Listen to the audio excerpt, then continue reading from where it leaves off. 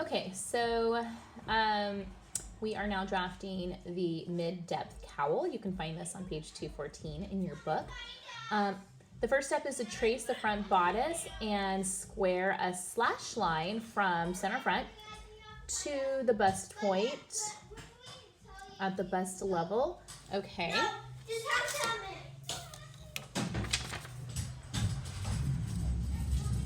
So to square, I need to make sure that my center front is aligned with my ruler. There we are. Mark A between the center front neck and my bust level. So I guess, what is it? Let's delete it. Mark A between, just middle in between. So here's my center front neck. Here's my bust level. Doesn't really say exactly where. I guess I could fold this in half. And that would be exactly half. Okay. Mark B at our mid shoulder. So again, to do mid shoulder, I guess I could just fold it in half, and then that kind of finds. There we are. Draw a slash line from our shoulder tip to the bust level. And if you notice their slash line, it's kind of curved. They don't really talk about that, but I guess I'll just use my French ruler since I have it handy. Oh no. There we go. Okay, so that's a slash line. Dun, dun, dun, dun.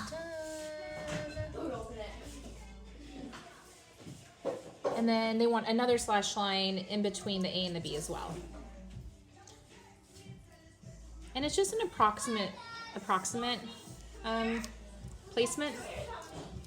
Okay, they want a straight line from A to B. Okay.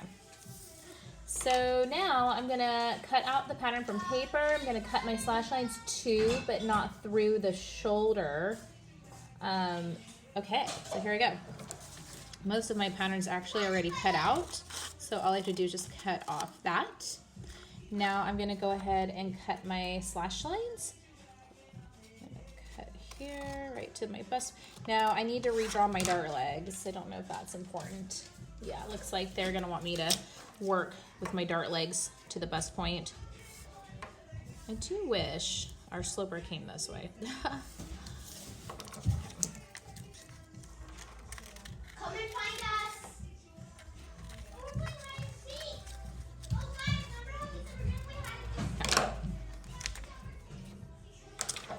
There's one of my slash lines. Let's cut this one up to the shoulder. To, but not through. Okay.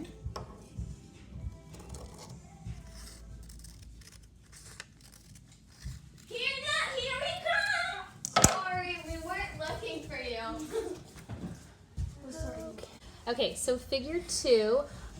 We need to get some paper, fold it, and square a guideline 5 inches down from the paper's edge.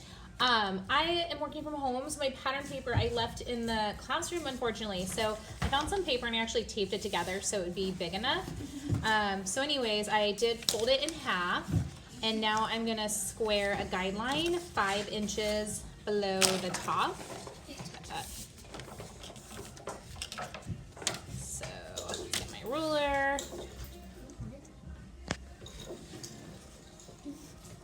Okay, it's 5 inches.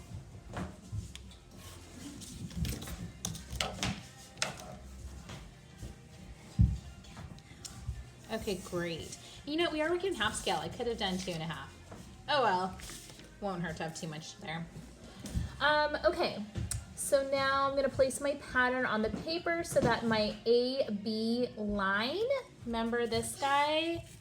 I'm gonna pull it straight so it touches my guideline, and apparently some of it's gonna get kind of cut off from the fold. I'm gonna tape it here.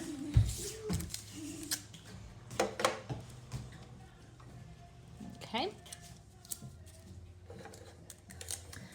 I want my center front in my pattern to also be placed on the fold as well. Okay, so. Where's Summer? Okay, there we are. And I'm gonna trace this starting from B and ending at my center front waist. So here is B.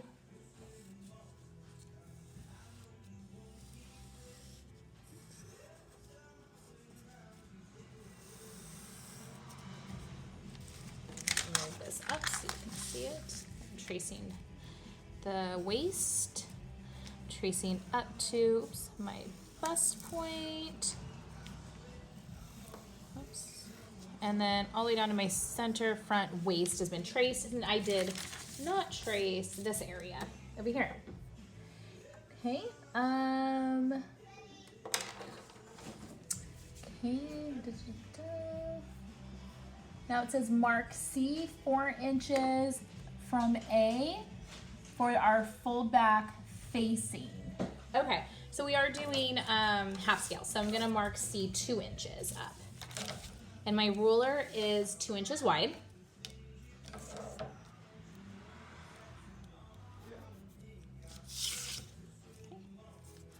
There we go. Okay, the next step for figure 3 is to fold along our AB line. And this, I think the illustration in the book is a little misleading. They fold it like this, but then I believe they actually draw on the other side. One thing, they want us to kind of blend the shoulder because right now it's a little pointy. So they want us to sort of redraw it so it's a little straighter. Okay, and they want us to do that as well on the other side. So we might have to get our spike tools to do that. I might even just fold my paper. Okay. So this is the shoulder line. And then they only want it 1 1/4 inches wide at the shoulder for the facing. So half of 1 1/4 is 5/8. Oh dear, I kind of forget. Yeah, 5/8. Wait. Yeah. Okay. There you are. There we are. So 5/8 here. And then basically to see. So you practice is lay back and your arms flailing. Just drawing like a curved line, pretty much. I'm gonna unfold it and cut it out and pretty much sew it up. Let's see if I'm missing anything else. Figure 4, unfold, draw our trace facing. Then they want us to do a 45-degree grain line for our bias. They don't want our bias straight up and down. They want it 45 degrees. So I like using my square ruler and I line up my folds so that it cuts through my squares perfectly. Then I know my ruler is at 45 degrees. Great, and then to finish this off, I'm gonna have to get my back pattern piece and I'm gonna have to change the shoulder to be the same width as this shoulder. So it looks like my front shoulder is 1.5 inches. So I'm gonna need this one to also be 1.5 inches. Oh, which it is perfectly right up to the dart, so that's great. So all I have to do, I mean, I guess I can make it, I mean, I'll probably add some paper here to get rid of that. I'll trace it under paper and I'll just ignore the dart because it's basically gonna get cut off. And cut it out. I'm not gonna add the 1 inch extension that your book does because, I mean, I guess you can. It doesn't really matter. I think because it's a notebook sample and I don't really care. It's fine. But yeah, anyways, that's it. And we'll go ahead and sew this up and see how it turns out.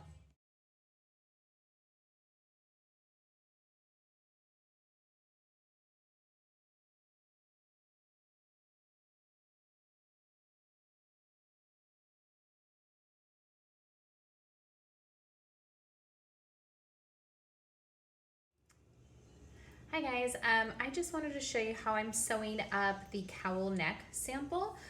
First I sewed closed my darts, which was pretty simple. We've done that before. And then the next step is that I'm gonna turn my facing to the wrong side. And then I'm gonna probably just baste my shoulder seam here just to kind of lock in place my facing. And later when I'm done, when this guy kind of flips forward, you won't see any raw edge because the facing will be there. So, so I'm gonna do that next, pretty easy. I'm just gonna, again, just base stitch right on that stitch line. And then after that's stitched together, I'm gonna sew my shoulder seams together as well. Yeah, so I'll do right sides together and I'll line up my shoulder seams and I will just go ahead and sew that seam there. And then of course I'll sew my side seams together as well.